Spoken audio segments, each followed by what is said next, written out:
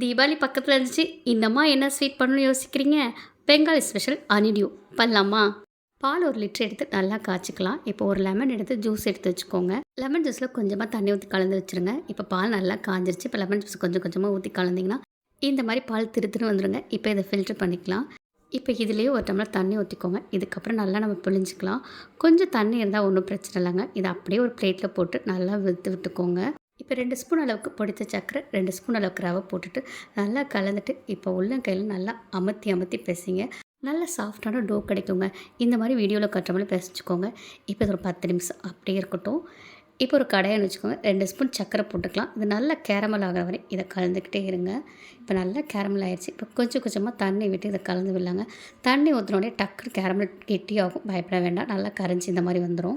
இப்போ தண்ணி லைட்டாக சூடாக ஆரம்பிச்சிருச்சுங்க. இப்போ 1½ கப் சர்க்கரை போட்டுக்கலாம். இப்போ சர்க்கரையை நல்லா கலந்துட்டு ஒரு மூடி போட்டு வச்சுருங்க. நல்லா தண்ணி கொதிச்சுட்டு இருக்கட்டும். இப்போ பிசைஞ்சு வச்சுக்க மாவுலேருந்து ஈக்குவலாக பிரித்து வச்சுக்கோங்க. இப்போ இதை பால் மாதிரி உருட்டி வச்சுக்கலாம். இதுலேருந்து ஒரு குட்டி உருண்டை எடுத்துக்கோங்க. இப்போ தண்ணி நல்லாவே கொதிக்குதுங்க. சர்க்கரையும் நல்லா கரைஞ்சிருச்சு. இப்போ நம்ம உருட்டி வச்சுருக்கிறது குட்டி உருண்டையை எடுத்து போட்டு மூடி வச்சுருங்க. உடையாமல் வருதான்னு பார்க்கறதுக்கு தான். இப்போ உருட்டி வச்சுக்க உருண்டை எடுத்து ஒன்றா உள்ளே போட்டு மூடி வச்சுருங்க. கொஞ்சம் நேரம் கழிச்சு பார்த்திங்கன்னா நல்லா பெருசாக இருக்கும். திருப்பி மூடி போட்டு வச்சிங்கன்னா நல்லா டபுள் சைஸில் இருக்குங்க. இப்போ நல்லா ஜீரா சூண்டு இந்த மாதிரி இருக்கும்.